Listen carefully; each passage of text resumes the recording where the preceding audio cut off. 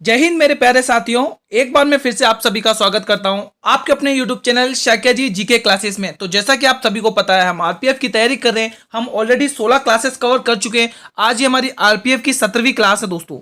जी हाँ दोस्तों, आरपीएफ की 17वीं क्लास है। जिन्होंने बाकी क्लास नहीं देखी है वो जल्दी से देखें। वीडियो के डिस्क्रिप्शन में प्लेलिस्ट का लिंक दिया हुआ है दोस्तों। अगर आपको जीके जीएस में 50 में से 50 फोड़ने हैं तो दोस्तों आप इस क्लास को डेली बेसिस पर देखा करें। ये क्लास आपके लिए डेली बेसिस पर 8 PM पर आती है। मैं आपको गारंटी दे रहा हूँ 100% कि आप अगर ये डेली क्लास देखते हैं तो आपके जीके जीएस में से दोस्तों 45 46 प्लस करके आएंगे। इवन 50 में से 50 भी करके आएंगे। बस क्लास को डेली वॉच करिए दोस्तों। हर एक क्वेश्चन इंपॉर्टेंट कवर कर दूंगा हर एक क्लास में दोस्तों, ठीक है। चलिए क्वेश्चन नंबर 226 का जवाब दीजिए। 226 का क्वेश्चन का जवाब दीजिए। किस अनुच्छेद के अंतर्गत उपराष्ट्रपति के पद की व्यवस्था की गई है? बताइए। अनुच्छेद 61 में, अनुच्छेद 63 में, अनुच्छेद 65 में या अनुच्छेद 67 में? बताइए।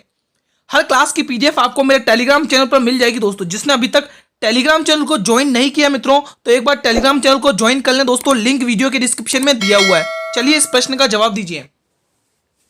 तो यहां पर आप लोग डी ऑप्शन को टिक करेंगे। D option will be the right answer, ठीक है। तो अनुच्छेद 67 के तहत दोस्तों उपराष्ट्रपति के पद की व्यवस्था की गई है। 63 में क्या है?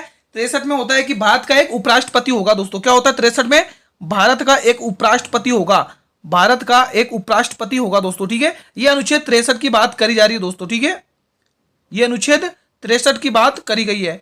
चलिए बढ़ते हैं अब हमारे नेक्स्ट क्वेश्चन की तरफ बिना देरी करिए। नेक्स्ट क्वेश्चन आपके सामने है। क्लास को अंत तक वॉच करिएगा दोस्तों। इंपॉर्टेंट क्लास है। यहां से आपके करंट अफेयर के क्वेश्चंस भी कंप्लीट हो जाएंगे।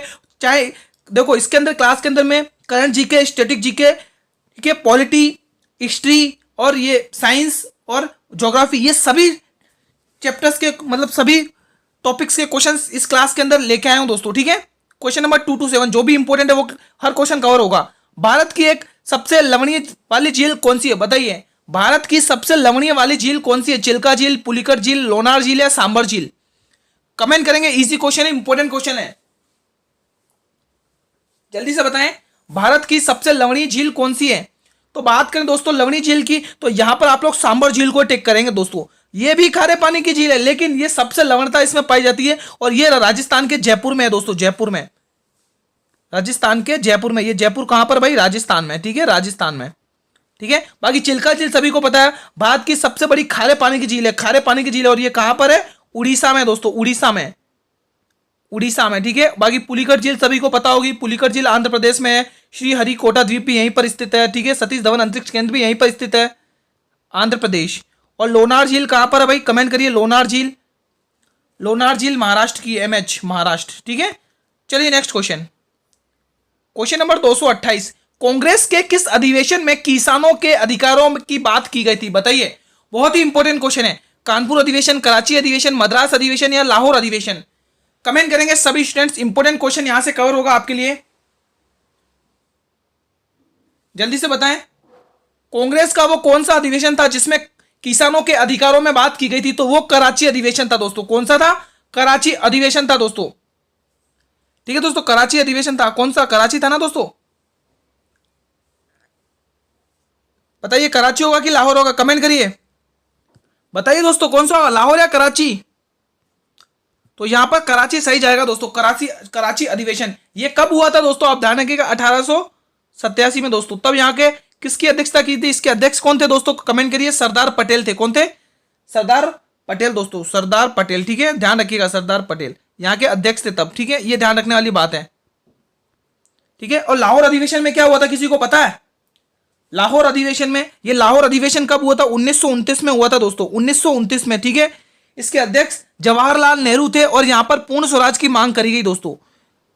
पीटी नेहरू थे, पंडित जवाहरलाल नेहरू, पीटी नेहरू, ठीक है, पीटी नेहरू थे। और यहां पर किसकी बात करी गई थी? पूर्ण स्वराज की मांग करी गई थी। पूर्ण स्वराज की मांग करी गई थी। पूर्ण स्वराज की मांग करी गई थी। बाकी कानपुर में 1925 में कानपुर का अधिवेशन दोस्तों आप सभी को ध्यान होगा। सरोजनी नायडू भारत की पहली कांग्रेस अध्यक्ष बनी थी, महिला, भारत की पहली महिला, ठीक है। और विदेशी पूछे तो एनी बेसेंट, ठीक है। Next question. हर क्वेश्चन कवर होगा। क्लास को अंत तक वॉच करिए। क्लास अच्छी लगे तो क्लास को लाइक करें और अपने सभी मित्रों में क्लास को शेयर भी करें दोस्तों। आपके लिए इंपॉर्टेंट क्लास लेके आया हूं दोस्तों। कमेंट जरूर करा करें, आप लोग रेस्पॉन्स जरूर किया करें हर क्वेश्चन का जवाब कमेंट सेक्शन में। ये कमेंट बॉक्स, ये डाउट बॉक्स आप लोगों के लिए। अंतरराष्ट्रीय न्यायालय के हेडक्वार्टर कहां पर स्थित है? बताइए। अंतरराष्ट्रीय न्यायालय का हेडक्वार्टर कहां पर स्थित है? हैग नीदरलैंड में, न्यूयॉर्क में, फ्रांस में या पेरिस में? कमेंट करेंगे सभी स्टूडेंट्स। अंतर्राष्ट्रीय न्यायालय का हेडक्वार्टर हैग नीदरलैंड में है दोस्तों। अंतर्राष्ट्रीय न्यायालय की स्थापना कब हुई थी? 3 अप्रैल 1946 में। ध्यान रखिएगा 3 अप्रैल 1946 में इसकी स्थापना हुई थी। 3 अप्रैल 1946 में इसकी स्थापना हुई थी दोस्तों, ठीक है। इसकी भाषा कौन सी है? अंग्रेजी और फ्रेंच इसकी भाषा है। तो option A will be the right answer.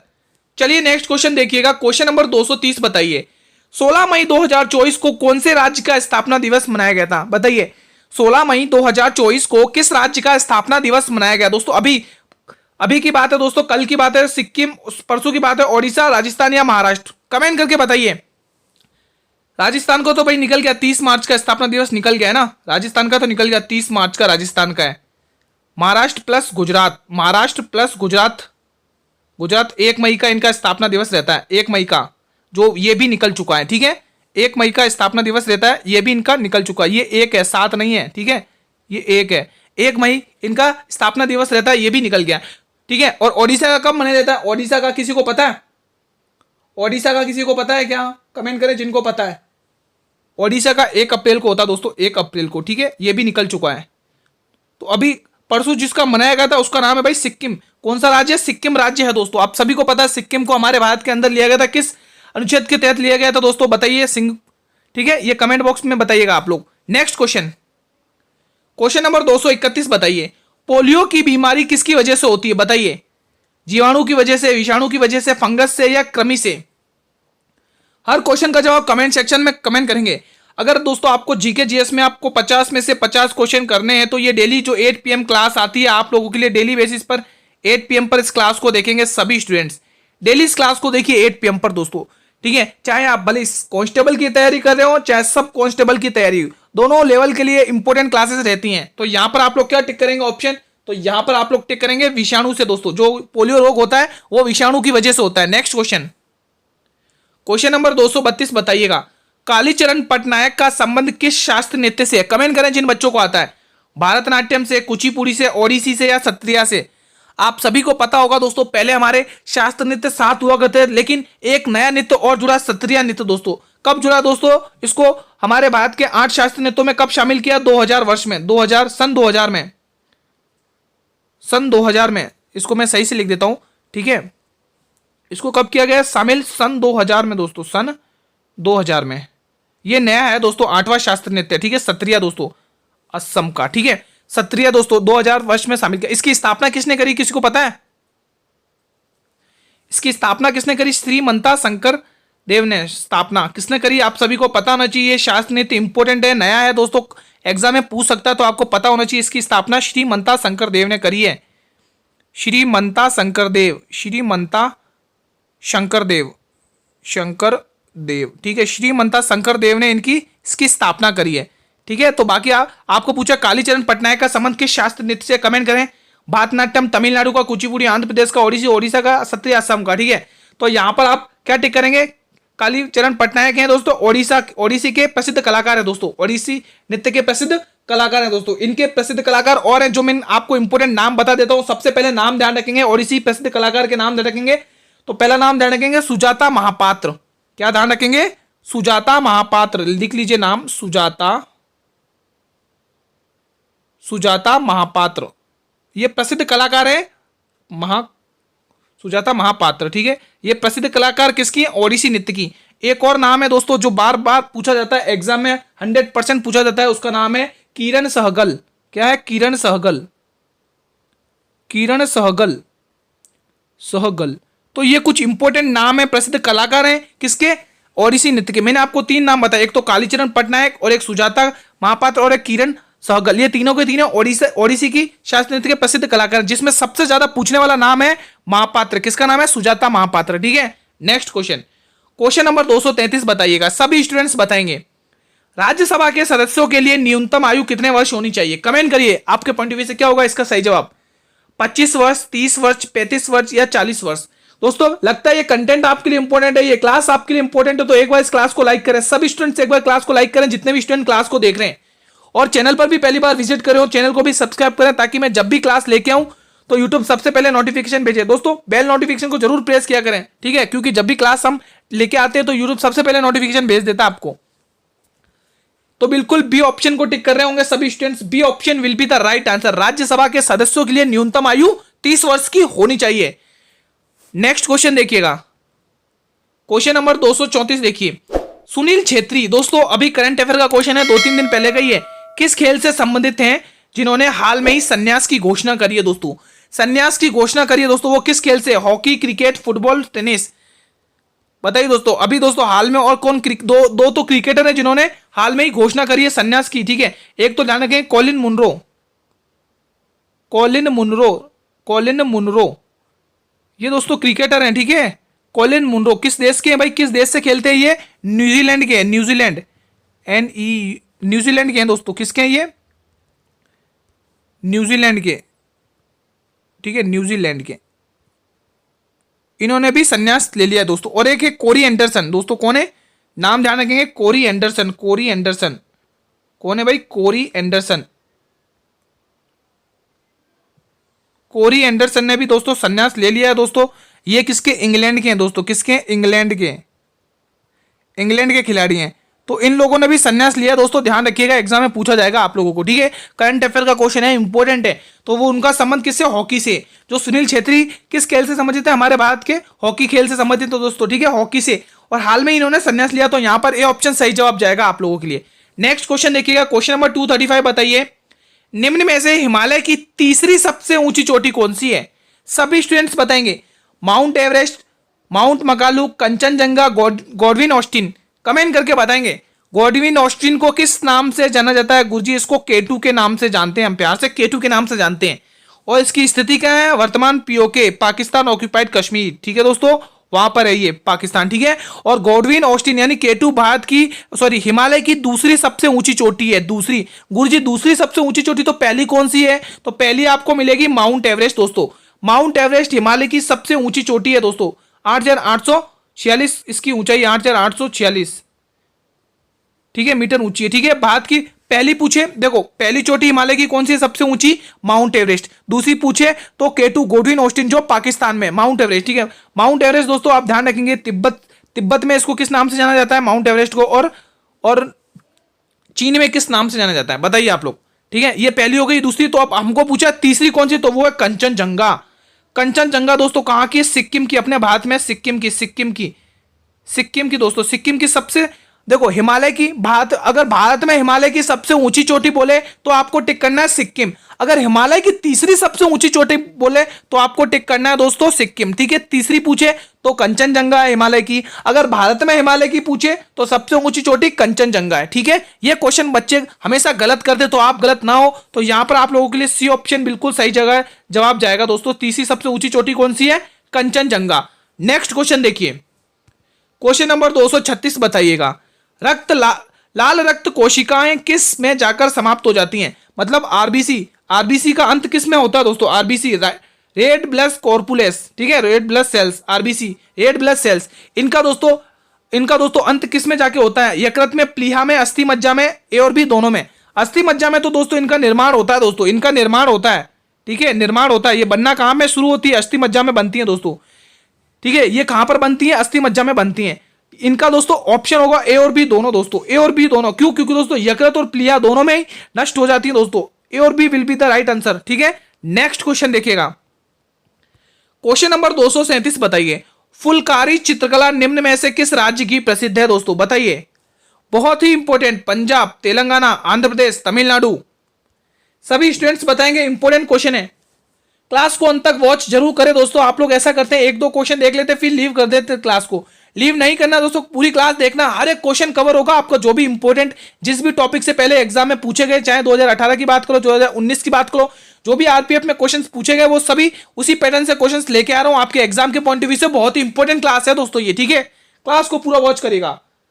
बताइए, तो यहां पर अगर हम बात करें दोस्तों तेलंगाना की, तो तेलंगाना की दोस्तों दो आपको चित्रकलाएं बहुत इंपॉर्टेंट है, ध्यान रखना। एक तो चेरियल और निर्मल, चेरियल और निर्मल, चेरियल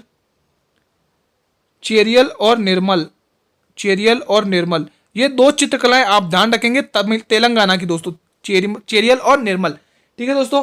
बात करें दोस्तों तमिलनाडु की, तो आप ध्यान रखेंगे कोल्लम और तंजौर, कोल्लम और तंजौर, कोल्लम एग्जाम में पूछी जाती है, कोल्लम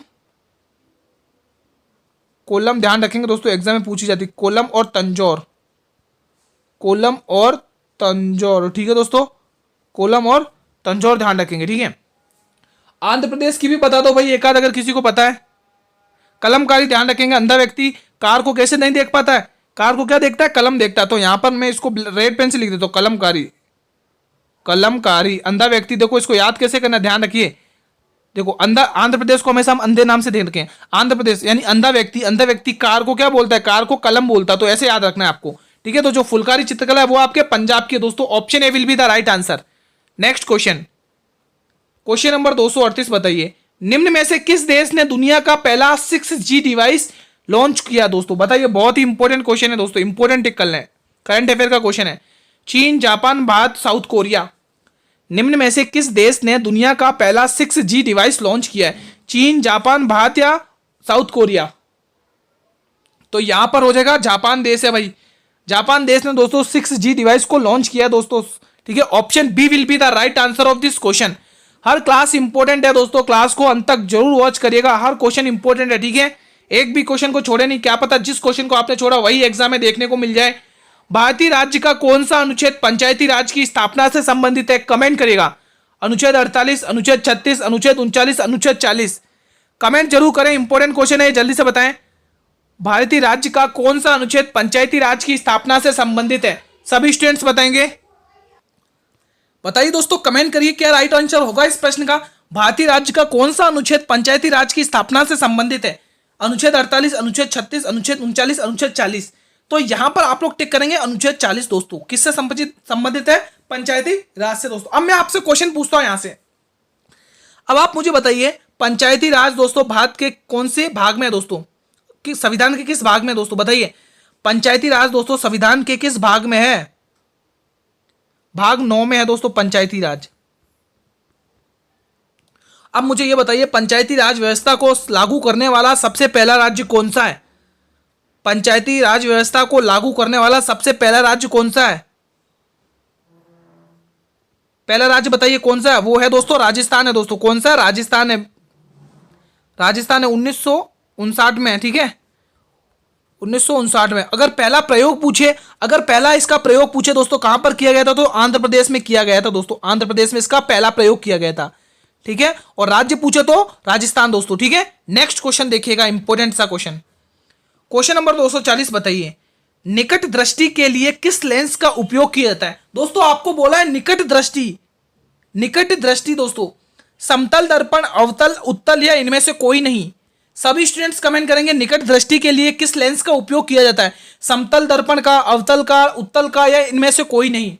दोस्तों आपको पूछे निकट, और मैं आपसे पूछा दूर दृष्टि के लिए, दूर दृष्टि के लिए कौन सा सही रहेगा, दूर दृष्टि के लिए। दोनों क्वेश्चन के जवाब आपको कमेंट सेक्शन में देने, दोनों क्वेश्चन के जवाब आपको कमेंट सेक्शन में देने।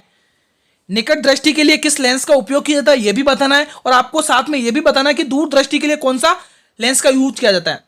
अगर आपको निकट बोले तो आप याद करेंगे अवतल को, किस लेंस का यूज किया जाता है निकट के लिए, अवतल लेंस का यूज किया जाता है, ऑप्शन बी को लॉक करेंगे।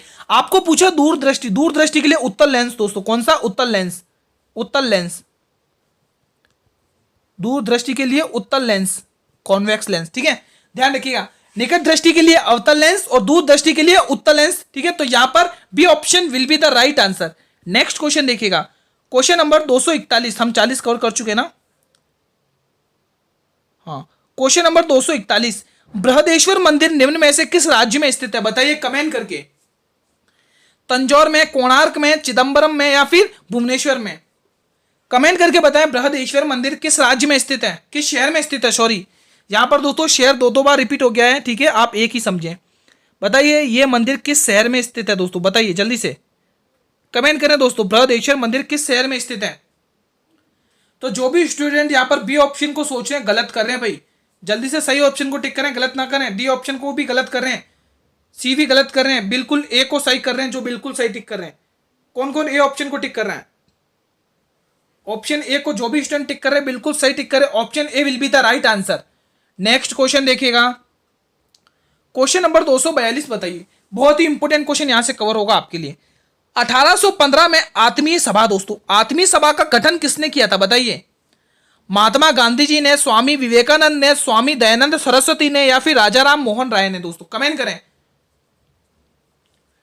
महात्मा गांधी जी के बारे में आप बस यही ध्यान रखिए, हरिजन पत्रिका निकाली थी दोस्तों, हरिजन पत्रिका 1932 में, 1932 में हरिजन पत्रिका इन्होंने शुरू करी थी। ठीक है, बताइए आत्मीय सभा का गठन किसने किया था दोस्तों? तो नाम ध्यान रखेंगे, राजा राम मोहन राय दोस्तों, ऑप्शन डी को। दोस्तों पहले 1815 में क्या हुआ करती थी? आत्मीय सभा हुआ करती थी। ठीक है, फिर 1828 में इन्होंने क्या किया? आत्मीय सभा की जगह ब्रह्म समाज की स्थापना कर दी। आत्मीय सभा की जगह 1828 में क्या किया? ब्रह्म समाज की स्थापना कर दी। ब्रह्म समाज किसकी स्थापना करी? राजा राम मोहन राय ने ब्रह्म समाज। ब्रह्म समाज किसके स्थान पर? आत्मीय सभा के स्थान पर दोस्तों, ध्यान रखिएगा। राजा राम मोहन राय दोस्तों, ध्यान रखिएगा, इनको दोस्तों आधुनिक भारत का जनक कहा जाता है, पुनर्जागरण का पिता कहा जाता है दोस्तों, राजा राम मोहन राय को दोस्तों एग्जाम में पूछे जाते हैं दोस्तों। ठीक है, ये वही है दोस्तों जिसमें जिनकी मृत्यु दोस्तों भारत में ना होके कहां पर हुई है? कमेंट करिए।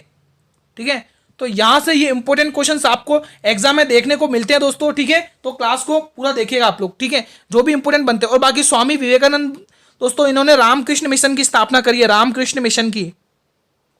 इन्होंने क्या किया भाई? रामकृष्ण मिशन की स्थापना करी है, रामकृष्ण मिशन। ठीक है दोस्तों, रामकृष्ण मिशन। और दयानंद सरस्वती, स्वामी दयानंद सरस्वती के बारे में यहां पर मैं एरो कर रहा हूं ब्लैक पेन से। देखिए दोस्तों, जो ब्लैक पेन से एरो है वो स्वामी दयानंद सरस्वती के बारे में। तो इन्होंने क्या किया दोस्तों, आप ध्यान रखेंगे, स्वामी दयानंद सरस्वती ने आर्य समाज की स्थापना करी है। क्या किया भाई? आर्य समाज के फाउंडर है भाई, आर्य समाज। आर्य समाज की किन्होंने स्थापना करी है? स्वामी दयानंद सरस्वती ने। कब करी है गुरुजी, कब करी है? तो ये करी है दोस्तों 1875 में। कब करी है भाई? 1875 में दोस्तों।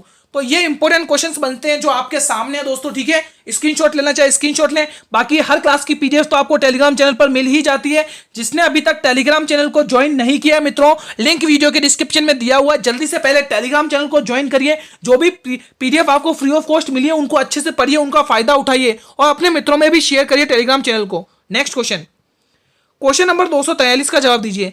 निम्न में से फोटोग्राफी में उपयोग होने वाला यौगिक क्या है? बताइए। Silver bromide, sodium hydroxide, nitric अम्ल या इनमें से कोई नहीं? कमेंट करेंगे सभी स्टूडेंट्स। निम्न में से फोटोग्राफी में उपयोग में होने वाला यौगिक कौन सा है? तो यहां पर आप लोग क्या टिक करेंगे? जल्दी से कमेंट करें। ब्रोमाइड टिक करेंगे, silver bromide. Option A will be the right answer. Next question number 244। निम्न में से जर्मनी की राजधानी कौन सी है? जर्मनी की पूछा दोस्तों, आपको गलत नहीं करेंगे। बहुत सारे स्टूडेंट यहां पर गलत कर देंगे, मेरे को पता है, गलत कोई नहीं करेगा। जर्मनी की राजधानी पूछी है, बर्लिन, पेरिस, रोम या थिम्पू? कमेंट करें दोस्तों। थिम्पू अगर बात करें, थिम्पू की, ये भूटान की राजधानी है। किसकी राजधानी है भाई? ये भूटान की राजधानी। थिम्पू किसकी राजधानी है? भूटान की। रोम किसकी राजधानी है? इटली की, इटली की। पेरिस किसकी राजधानी है भाई? फ्रांस की, फ्रांस की। फ्रांस की राजधानी क्या है? पेरिस। बर्लिन किसकी राजधानी भाई? बर्लिन है जर्मनी की राजधानी, जो आपको क्वेश्चन में पूछा है।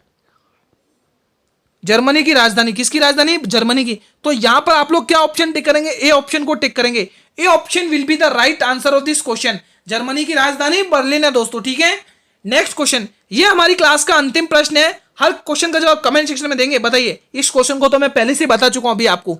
हरिजन पत्रिका निम्न में से किस महान शासक पुरुष की है दोस्तों? हरिजन पत्रिका निम्न में से किस महान पुरुष की है दोस्तों? बताइए, जल्दी से बताइए दोस्तों। बाल गंगाधर तिलक के बारे में आप उनके दो पत्र ध्यान रखेंगे, एक तो केसरी और दूसरा मराठा। केसरी दोस्तों आप ध्यान रखेंगे, ये किस भाषा में था? मराठा, सॉरी मराठा नहीं, और कोई भाषा थी, आप बताइए। ठीक है, मराठा नहीं थी दोस्तों। ठीक है, तो बाल गंगाधर तिलक के केसरी और मराठा ध्यान रखेंगे। महात्मा गांधी जी की दो पुस्तकें ध्यान रखेंगे, एक तो हिंद स्वराज, हिंद स्वराज ध्यान रखेंगे, हिंद स्वराज। ठीक है, और एक माय एक्सपेरिमेंट विद ट्रुथ, जो कि पूरी की पूरी गुजराती भाषा में है। ठीक है दोस्तों, ध्यान रखिएगा, एग्जाम में पूछे जाते हैं। रविन्द्रनाथ टैगोर के बारे में आपको बस 1913 वाली बात ध्यान रखनी। 1913 में दोस्तों इन्होंने क्या किया था दोस्तों? नोबेल पुरस्कार इनको मिला था 1913 में दोस्तों। ठीक है, किस पर मिला था? इनकी एक रचना थी गीतांजलि, गीतांजलि पर इनको नोबेल पुरस्कार मिला था, गीतांजलि पर दोस्तों। ठीक है, गीतांजलि पर इनको नोबेल पुरस्कार मिला था दोस्तों। ठीक है, आपको पूछा हरिजन पत्रिका, जो मैं आपको बता चुका हूं, बिल्कुल सी ऑप्शन को टिक करेंगे। महात्मा गांधी जी, महात्मा गांधी जी का दोस्तों इन्होंने बहुत सारे आंदोलन किए दोस्तों। ठीक है, जिसमें से सबसे प्रभावी दोस्तों जैसे आपके भारत छोड़ो आंदोलन हो गए, ठीक है, असहयोग आंदोलन हो गए। ठीक है, ये कुछ इंपॉर्टेंट आंदोलन है जो गांधी जी ने किए। चंपारण आंदोलन हो गए। ठीक है, तो ये सारे इंपॉर्टेंट आंदोलन आपको ध्यान में रखना है दोस्तों, ठीक है। तो आज की मित्रों क्लास को हम यहीं पर वाइंड अप करते हैं। आज की क्लास को हम यहीं पर वाइंड अप करते हैं। अब आप लोग मुझे कमेंट करें कि आपने इस क्लास में कितने क्वेश्चन सही किए हैं। जल्दी से कमेंट सेक्शन में कमेंट करें। ये डाउट बॉक्स आप लोगों के लिए, आप लोग कमेंट करिए कि गुरुजी हमने इतने क्वेश्चन सही किए और हमारी तैयारी इस लेवल की चल रही है, ठीक है। और दोस्तों अगर आपको इस क्लास में कोई भी डाउट हो तो ये कमेंट बॉक्स आप लोगों के लिए बनाया हुआ, आप लोग यहाँ पर कमेंट ड्रॉप करें, आपके रिप्लाई मिल जाएंगे दोस्तों। अगर आप लोग, चाहे आप सब इंस्पेक्टर की तैयारी कर रहे हो, चाहे आप कांस्टेबल की तैयारी कर रहे हो आरपीएफ की, ठीक है, उन सभी में दोस्तों उन दोनों एग्जाम में जीके जीएस कितना 50% अपना योगदान रखता है दोस्तों। तो आपको अगर 50 में से 50 करना है दोस्तों, 50 में से 50 स्कोर करना है दोस्तों, तो आपको ये डेली 8 PM वाली क्लास को देखना पड़ेगा। मैं दावे के साथ बोल रहा हूं दोस्तों, अगर आप डेली ये क्लास देखते हैं तो आपके एक भी क्वेश्चन बाहर नहीं जाएगा दोस्तों। हर इंपॉर्टेंट क्वेश्चन कवर करा दूंगा एक ही क्लास के अंदर, जो आपको एग्जाम में देखने को क्वेश्चन हूबहू मिल जाएंगे दोस्तों, ठीक है। जीके जीएस अपनी पकड़ अच्छे से बनानी है अगर सिलेक्शन लेना है दोस्तों, ठीक है। और हाँ दोस्तों, क्लास अगर आपको ये अच्छी लगी हो तो एक बार इस क्लास को लाइक करेंगे और अपने सभी मित्रों में इस क्लास को शेयर करेंगे दोस्तों। शेयर जरूर किया करें दोस्तों, ठीक है। आप भी पढ़िए और उन्हें भी शेयर करिए दोस्तों, ठीक है।